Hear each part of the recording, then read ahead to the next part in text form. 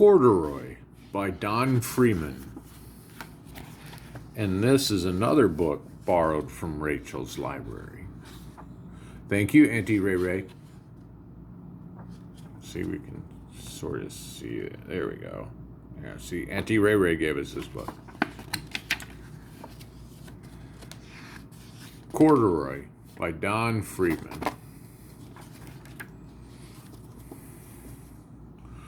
Corduroy is a bear who once lived in the toy department of a big store. Day after day, he waited with all the other animals and dolls for somebody to come along and take him home. The store was always filled with shoppers buying all sorts of things, but no one ever seemed to want a small bear in green coveralls. One morning, a little girl stopped and looked straight into Corduroy's eyes. "Oh, Mommy," she said, "look, there's the very bear I've always wanted." "Not today, dear," her mother sighed. "I've spent too much already. Besides, he doesn't look new. He's lost a button to one of his shoulder straps."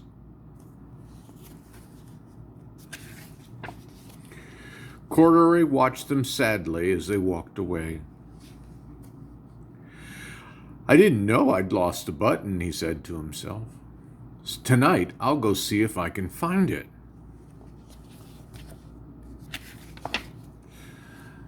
Late that evening, when all the shoppers had gone and the doors were shut and locked, Corduroy climbed carefully down from his shelf and began searching everywhere on the floor for his lost button. Suddenly, he felt the floor moving underneath him. Quite by accident, he had stepped onto an escalator, and up he went. Could this be a mountain, he wondered? I think I've always wanted to climb a mountain.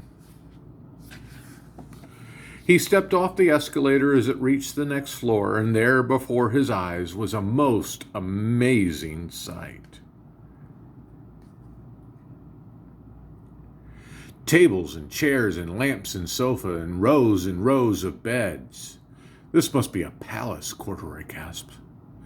"I guess I've always wanted to live in a palace." He wandered around admiring the furniture. "This must be a bed," he said.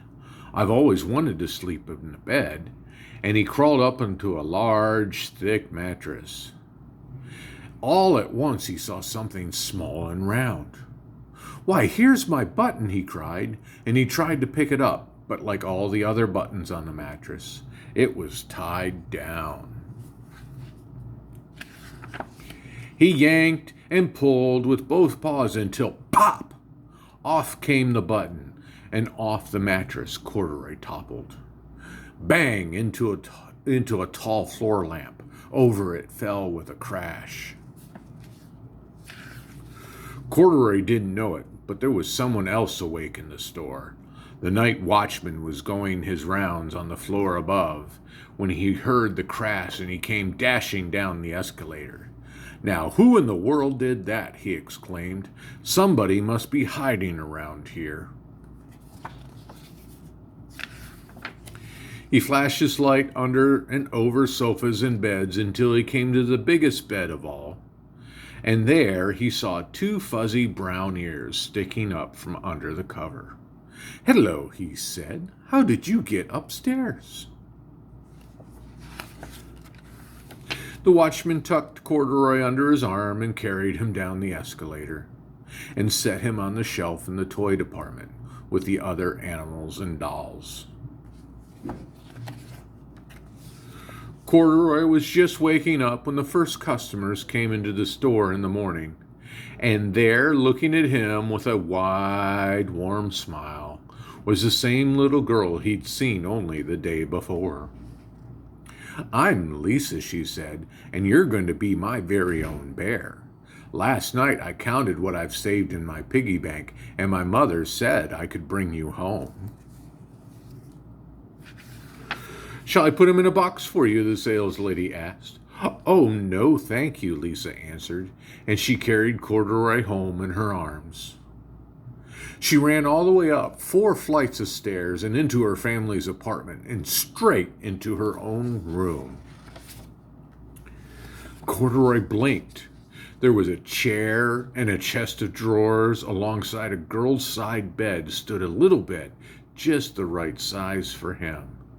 The room was small, nothing like that enormous palace in a department store. This must be home, he said. I know I've always wanted a home. Lisa sat down with Corduroy on her lap and began to sew a button on his overalls. I like you the way you are, she said, but you'll be more comfortable with your shoulder strap fastened. You must be a friend, said Corduroy. I've always wanted a friend. Me too, said Lisa, and gave him a big hug. And that's the story of Corduroy.